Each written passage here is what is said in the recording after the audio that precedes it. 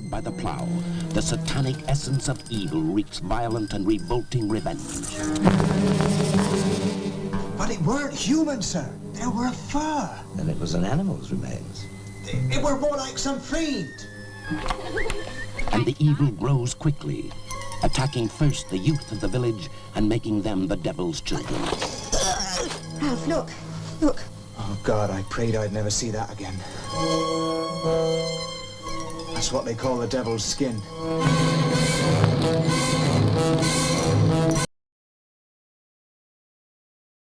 Tonight we're going to go ahead and take a look at The Blood on Satan's Claw. It's a Hammerish film, but it wasn't made by Hammer. It was made by Tigon Studios, founded by a super perv by the name of Tony Tenser, who, until I did some background reading on this movie, had never heard of before. And yet, he was the king of exploitation films in England during the late 70s, early 80s. I did not know that. This particular film is cited often as one of the first examples of folk horror. In other words, like some kind of weird pagan kind of thing. And it's compared to and joined up with Witchfinder General and The Wicker Man as the beginning of the folk horror genre. There's a lot of good things to be said about this movie. I don't think everybody agrees on it. This opening segment, I think we're going to see the opening scene. Here's what I like about it. If you notice when the scene opens, you'll see that it appears to be some type of construction where it looks like they're actually doing some kind of painting. It's very odd, and it starts off that way, and then it moves on from there. What are we going to do with it? And this was like 1971. It stars, probably the one that's most notable is Linda Hayden, who around the same time frame was also in the movie that we just recently reviewed, and that was Taste of Blood of Dracula. She was a homicidal maniac that killed her father after Dracula told her to. In this particular one, she's even worse. Okay, I'm ready when you guys are. Okay. Yeah, this is the opening sequence. I did cut out the part where the guy comes in with his attendant or however, just wanted to introduce the general conflict. See the composition of this scene? Yeah.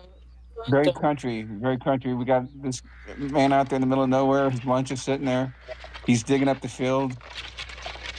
I'm sorry, this whole movie took me back to Python sketches. Well, still, but that shot did. Oh, Dennis, there's some lovely. Yeah. Oh, Dennis, there's some lovely filth down here.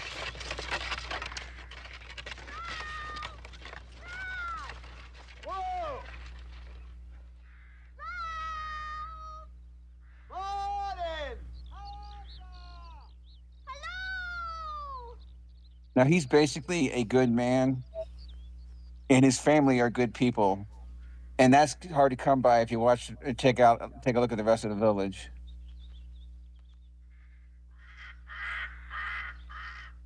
Interestingly enough, if you notice the cinematography, it's the cinematographer was Dick Bush. Also, he did the cinematography on Twins of Evil, a movie that we have also reviewed recently. Okay, Dick Bush. Do you think that was his real name? Well, I kind of thought of the play on words. At least his middle initial was an N.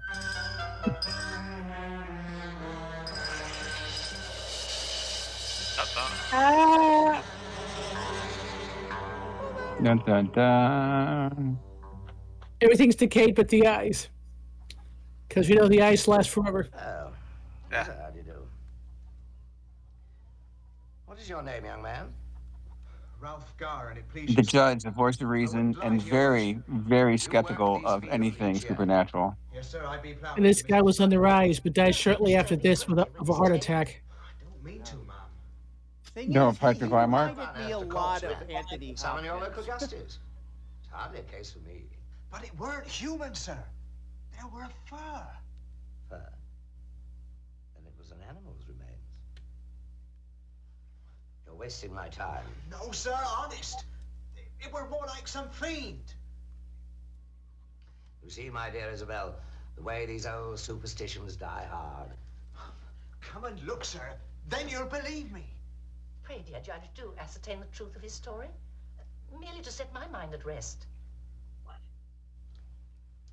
Very well. investigate your fiend. Come. So anybody remember the Scarecrow of Romney Marsh? Who could forget? Yes. You recognize the judge, right? Oh, was he in there? Yeah, he was the one who they faked his hanging. You're dead. Now run for your life. Just here, I swear it. The plough had turned it up. Human remains No, sir, a sort of head, a face. of a fiend. I must surmise, Ralph, that you're wasting my time.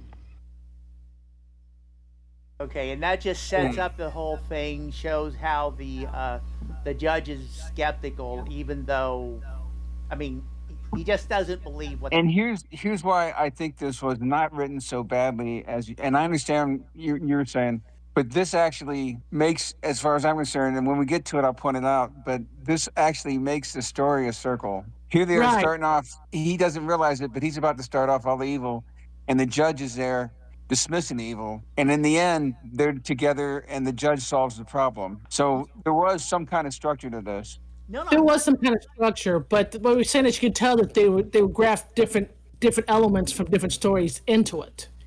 That kind of Okay. weakened it. Yeah, the center, the first half, like I said, was solid. I really liked it, and then they got into that secondary plot, and they didn't really tie it together very well, because they mentioned, like with the witch, they said don't something about her being coming back again, or something, like she's actually a known witch. That There are a had couple of trouble places before. there. Okay, there are a couple of places in the movie where I don't know if it's intended humor or not, but there's a couple of genuinely funny moments, and one of them is when it's right out of Python when they have the witch. Absolutely, What's the she say? best scene in there. I thought they were playing this for laugh. I don't know I'm if we're gonna sorry, get to see that Christopher, scene or you not. couldn't laugh at that, especially the broken English, the way he said it too.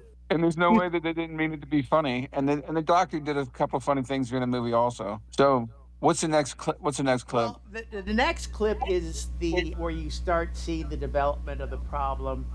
This is where the girl is spending the night, and they put her up in that one room. Okay, right there in the beginning when he thinks he's going to get married to her, and she winds up. Yeah, okay, this is a good scene. It's kind of disturbing, and it actually starts the whole thing off in a horrible fashion.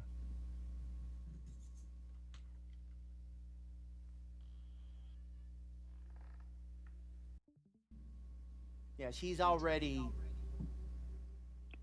Yeah, It, she was brought home by the homeowner's nephew. They were going to get married. And by the way, you know who she is, right? Who was that? The one playing the fiance? Well, who is it? Peter Usanov's daughter. Actually, isn't Peter Usanov's daughter? Yeah, you're right. well, I didn't realize that. I noticed the name Usanov is in the cast. And she is his daughter. I thought that was interesting. So he was about to sneak in, and they were going to have a night of passionate lovemaking, or so they thought. But damn it, Satan! But that's what they get for having dirty thoughts on their mind. Well, or you can just say that Satan's being a cockwatch here.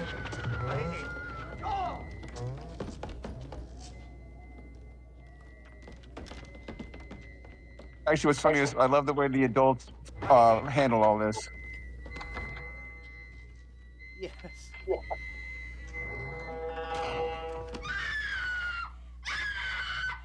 Come out. The sight of you disturbs her. What have you been doing? Let me get in there. Till, you vixen! Do you hear me? You're almost happy for what happens to her, though. There you go. Everybody gets slapped. Yeah. Maxim sent it to him. Helen! Petrel! You know, you never really clear about what happens to her. Does she wind up being Satan? Is that the end? That they never really actually. She disappears. Yeah, she disappears. That's another one of those threads that they didn't tie together. Right. She is beyond our reach. In the morning, the men from the Slap bedroom him will come again. and take her into care. The madhouse? Judge yourself fortunate, young man. She could never have been the fit wife for you. He is so much like Anthony Hopkins. Except at this point in time, Anthony Hopkins had already done Line the Winner. Well, yeah, I mean.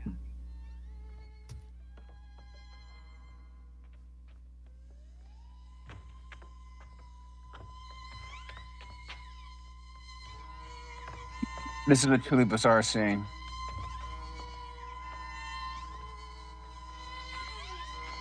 Yeah, and it would be This- interesting she's to see not- the script as it originally was and see what the completed, episodes were supposed to be like.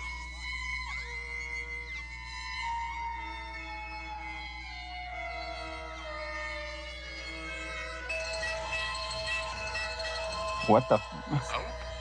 Now you know where those scratches came from. The blood on Satan's claw. And by the way, that was another hole in the story.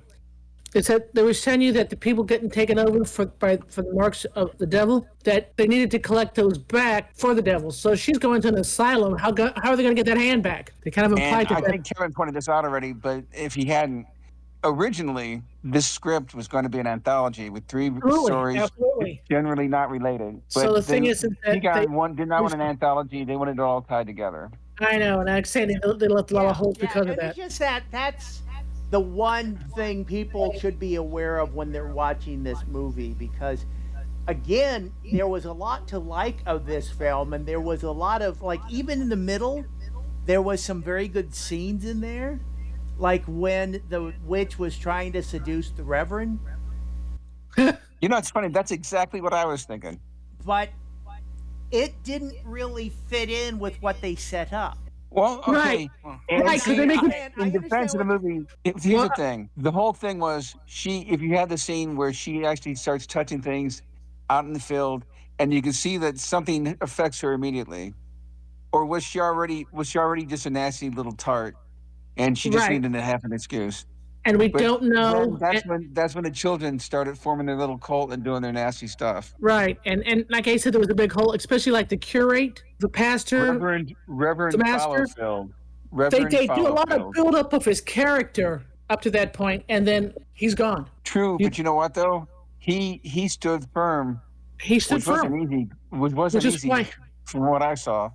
Right, which is why he should have been in the last scene helping to fight the evil. Yes. Well, Like I okay. said, that's part of the mess up in the anthology stuff. But Well, his story was done when they freed him.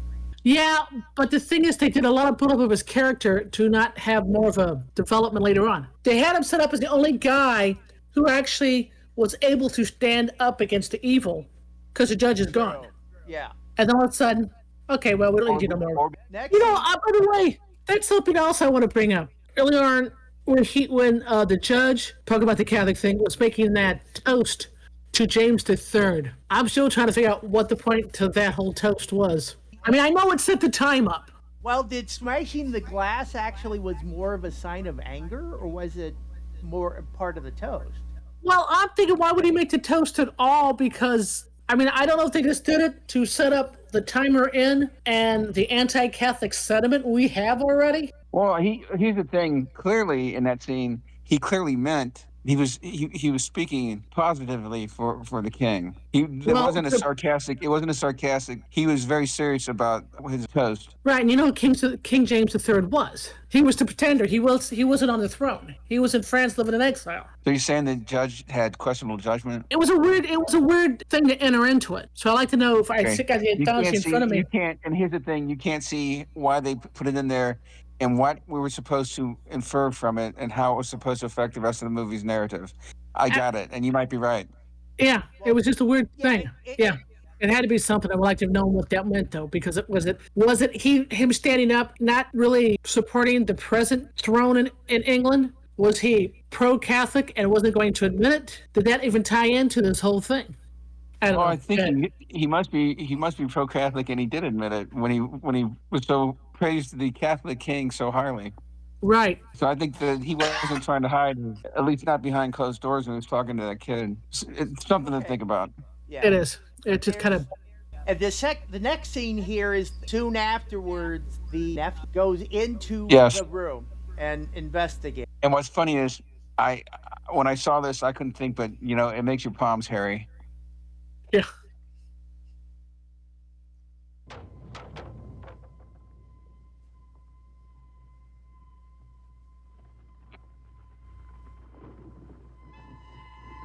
But you would think, after what happened to his fiance, he wouldn't have been in a hurry to go in here.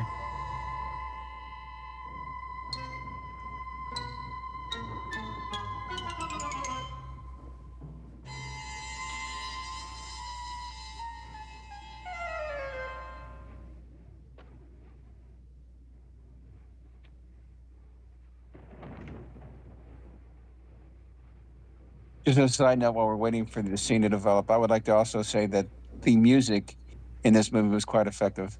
Oh, and something else to think about while you watch this film. Apparently, the director of this movie said that Bergman was his inspiration. He was haggard. Interesting. Yeah, you need to come out here and do that, honey. Well, and his Piers Haggard, the guy, this big film, Piers Haggard's big film was The Finished Plot of Fu Manchu, which was Peter Sellers' last movie. Yeah, and a commercial and critical bomb. Yes, but he was actually, I believe, wasn't Peter? No. Well, he died It before it was- was finished, wasn't it? Yes. Well, that's also because if you read the making of the film, I think they had several directors because they couldn't get along with Sellers. Okay, but when you read the credits, Piers Haggard is given credit as the director of The Finished Plot of Fu Manchu. Yeah, because he just turned him loose. Oh, the light's going out. And he hears the creaking.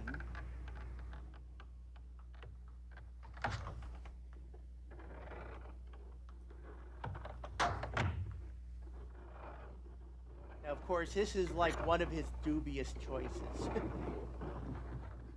Yes. This also, because of the way this happens, and they don't tie this together that well. He plays a part in the last half of the movie, but Not a very big part. well, he actually goes and tells the judge, Right. hey, shit's busting loose.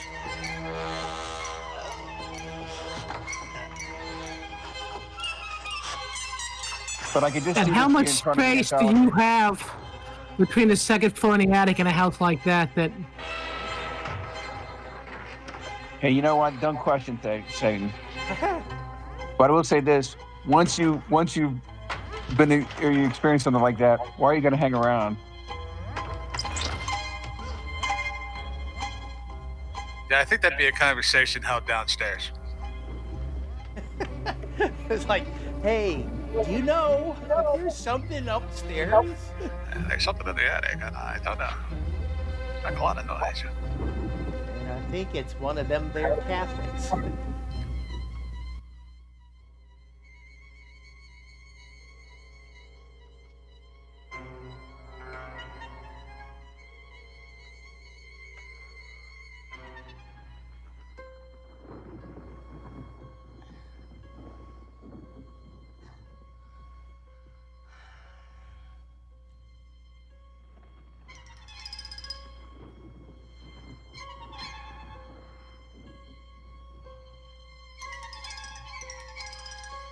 So let me guess.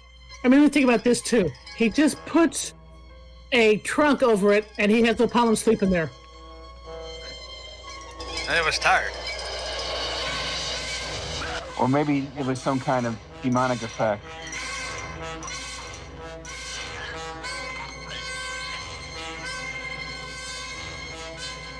And what attic would be complete without a hanging? Without some kind of fly knife up here. Yeah. I think you're all missing the point.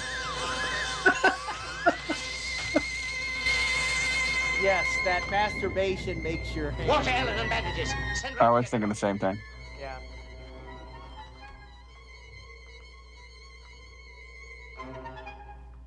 And it was his right hand too. You might point that out. All right, but that kind of shows the kind of the episodic nature of this and the way they tied 3 stories together. Yeah, and it was a good scene. It was disconcerting, that's for sure. And that was certainly Satan's claw, or I would suppose it was. Yeah. And it certainly looked like the one that his girlfriend showed him on her way out the door. Yeah, and it's an interesting. It does throw a twist in there where he's attacking, the hand, and it's his hand. When you eventually find out what happened. So it's like Jesus said, if your hand offends thee, cut it off. Yes. And his eye, pluck out your eye, whatever, yeah. Yeah, I'm with you about that, though. And what's funny is this guy actually winds up being a good guy through the rest of the movie. Right. In a couple places he shows up again. Because he was able to fight the evil also. I had an issue, or I had a question, because when the kids were doing their things in the woods, and they grabbed the first young lad. Yes. Mark. Somebody had their right hand taped up, and I thought it was that guy. It's a good point. He might have been part of it, but I think what happened was he didn't realize that was going on until he saw it happen, and that's when he went and got the judge. Well, but the thing is, this is like this. You got the impression, and they were kind of. This is again something that they didn't explain very well, but it was there. It almost seems like the devil, they were taking the infected part, and those parts were becoming to assemble the devil or the demon. Well, I thought that was part of the devil's skin, because they were going to take it back and give it to him. When he brings the doctor in for the one which girl is why I thought the old lady that ran off, they never found her. That's why I figured she was active, but they didn't develop that. That's why I thought she actually was the one behind Satan's, all that skin and all those parts hanging off her, or whatever it was. Without a loose ends that would have been tied together had they done all 3 stories. Okay. I'll say this much: for true horror fans, they had to see Linda Hayden attempting to seduce the Reverend. To me, that makes this movie worthwhile.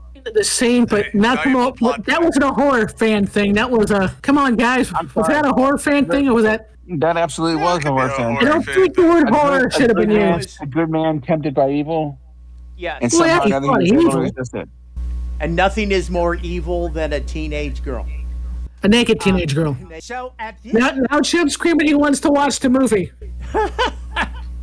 At this time, Beth, do you want to go ahead and play the witch scene? I can do that. Okay, let's set this up though, because to me, this is all. I'm expecting somebody to say she turned me into a newt. That's how offbeat. They had to want to get a laugh out of this scene. Yeah, well, towards the middle of the film onward, they were going more in a witch coven, witchcraft thing. Yes. And so there was one girl they were chasing, believing she was a witch. Okay, Margaret, here we go. Played by Michelle Deutsch-Fries.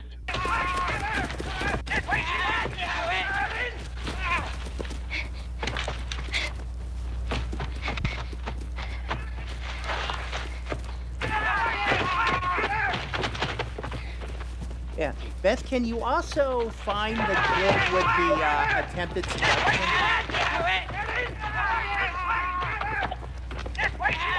You're right. In the interest of being thorough, I'm sure we should share that with everybody. But I love this scene. This was the best scene in the film.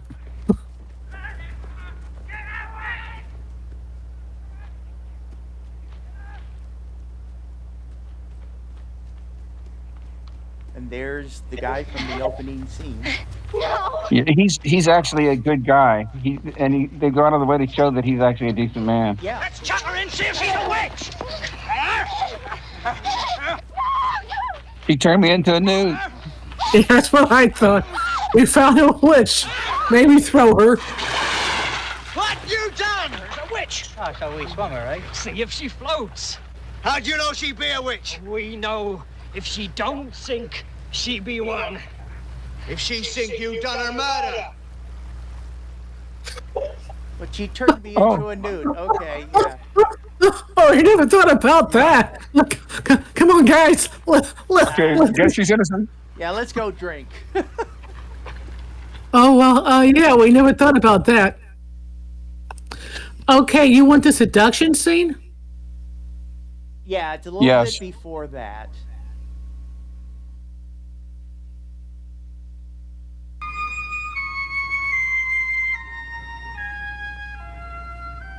Oh, wait, sorry. This is Wrong this is scene. it's sometime after this. Yeah, and then about halfway through the film, we're introduced to the Reverend teaching class. This is it. Now he's noticed that his students are starting to come up missing, and doesn't realize what's going on. But he knows what's going on anyway. And Angel here is taking them out in the woods and turning them into little satanic worshipers. Not Newts. Glad you're here. I've been meaning to speak with you, Angel Blake. Anthony Ainley as Reverend Fallowfield. Your behavior, Angel, has been most unseemly of late. Probably best known as the Master against Tom Baker in the Doctor Who series. You see, this is this is horror history right here. You can feel the psychological tension. What you see. Exactly. Shame on you. You can tell he's confused. You like Why did he send your brother? You are beautiful, Angel.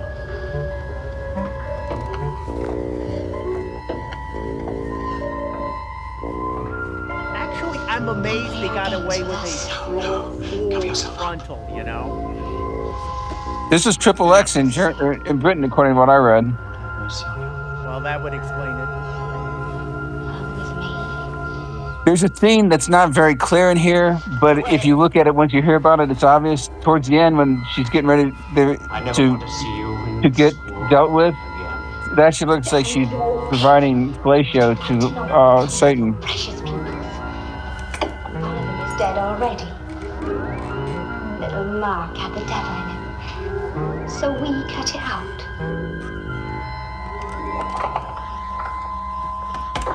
Bitch. She did a fantastic job, though. Yeah. Evil. But like you said, he was the only man in the village who was, or the only person when confronted with by evil, willing to reject it. He Exactly. was resisting her magical, I guess they were implying magical impulses, like when they were doing the funeral scene. Yes, exactly. Which was another funny thing. And then she comes up and lies on him. Well, she had to get rid of him somehow. But it was like shortly after this is when she starts, or actually she's already started the cult out in the woods with the kids, right? They've already killed one kid. And the thing is that the guy even tells the lady, How you like "I killed your son. We put your son away. We locked him." So they know who did it because the kid basically half confessed to this woman, and yet the constable Oh yeah, the Esquire. goes after the pastor, the curate, because the father says he's come after my daughter. So it's like funny that they listen to the dad. That's nothing to do with anything. But I think that was kind of like, you know, you were talking about earlier, they had moments where it was like almost comedic. I think the Esquire was supposed to be just comedy, What's honey? or as much comedy as they could have. And he was. Just an incompetent. And a suck up to the judge. So then the one that got thrown into the water, she ended up spilling the beans, and that sets up the last scene.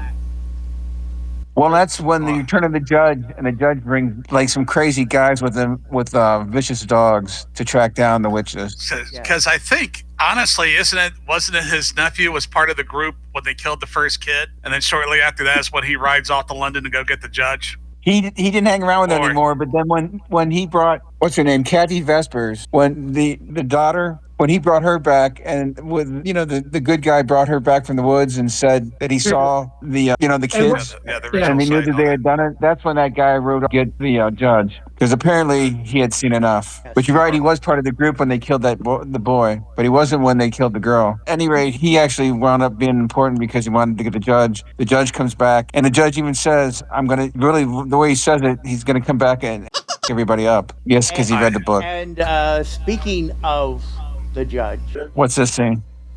It's the final scene. Oh, okay. He's come back to take care of business. Yeah, they've got the one good guy who somehow got sucked into this, and he is infected at. Yeah, and basically, I think he got infected. Yeah, because he messed around with that he tried to save Margaret. If you watch close, there's a brief clip where it looks like Angel is filleting the devil. Sorry, I was too busy watching the chick who handed him the knife. Sorry.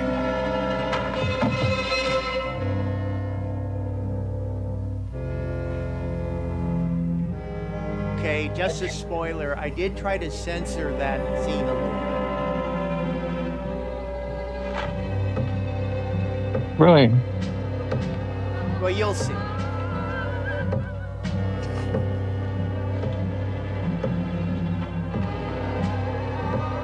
So the way they built this scene up, though, this was like going to be the last piece they needed to make him whole. Yeah. In fact, Margaret said something to that effect. Yes.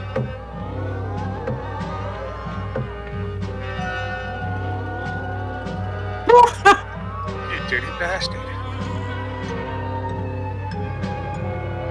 Well, he's going to have to fill in the other one. I don't understand. Yeah, I was going to say.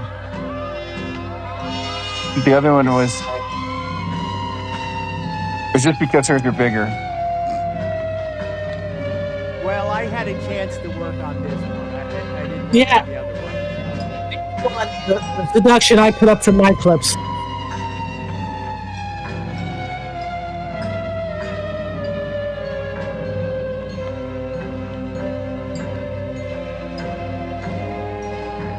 Well, you know, this one's all over. You can get this is all over YouTube and it's all over Rumble.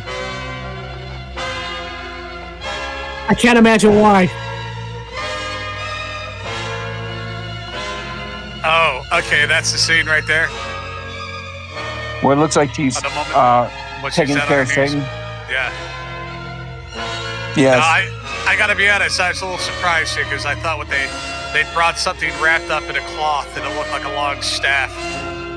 The good print that judge did. That's he's going to be taking care of business here. I thought it was something different. Yeah, and it is a little confusing that they were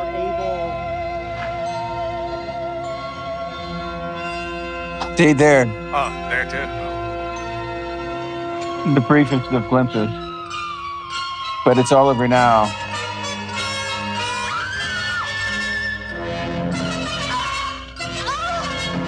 Yeah. You're no angel. They did her in with a pitchfork. Yeah. Who would have thunk? Look at the size of that Playboy. Right. No, what's funny is watch this little pause here. This little. Oh shit. This sequence was just I don't get what they were doing. I think the judge is back to take care of everybody. I think this is the ultimate dick swing. Well, Let's face it. Here we go. And they were hoping the demon's dick swinging would be, equivalent to his dick swinging. Is that why Angel was thrown off from what she was doing? Yeah. But no, she got stuck with a three-pronger. Here is Behemoth, or Satan, or whatever. It's Behemoth. I think they mentioned his name. And we finally get to see the demon. What's going to happen is watch how, I don't know if he doesn't weigh anything, or if the judge has somehow gotten super strong by carrying the big cord. Well, but I've been told it usually helps.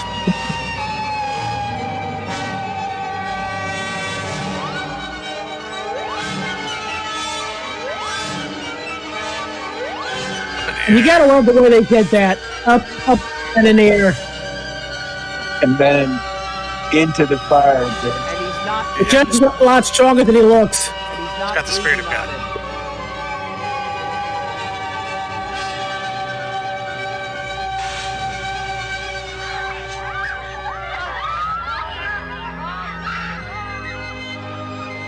He's cured. Yay.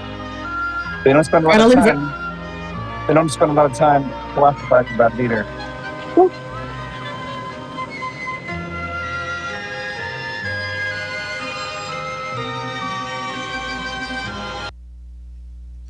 I was also kind of waiting for the judge to turn around and say, as for the rest of you, Well, got it thumb could be screws that for the lot of you.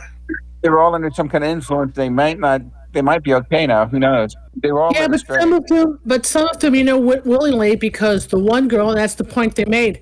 After they cut Satan's mark from her and she was free, she didn't want to be free. She went running Exactly. back. Some of them went willingly, They didn't have the devil's mark on her anymore. and all the sacrifices they made, they were not willing sacrifices. Okay, was this a perfect movie? No. Was this a movie that any serious horror fan or someone who is a British horror should watch? Absolutely. I'm not It sure what flowed anyone. pretty well. I will say that it did flow pretty well. I mean, it might have seemed kind of broken up and disjointed at moments, but it still flowed. It didn't seem like there was any downtime per se. I mean, there was no useless scenes. Yeah, I mean, like, it's still very watchable. I am not complaining about it being unwatchable. It's just that when you think about, there are little gaps. And, Yes. They needed better lighting for the chick who handed the guy the dagger at the end there. They needed better lighting on. That's my critique. Anyway, there's got to be at least part of that, or it wouldn't have been an early '70s British horror film. That's got to be in there somewhere, at least a little bit. Let's say it's television. If you're dealing with Satan, you got to have a little something there, right? Exactly, and that's why I call this movie Hammerish, because there are a lot of elements you would suppose, like body, Satanism, nubile females, stuff like that, and of course the British accents.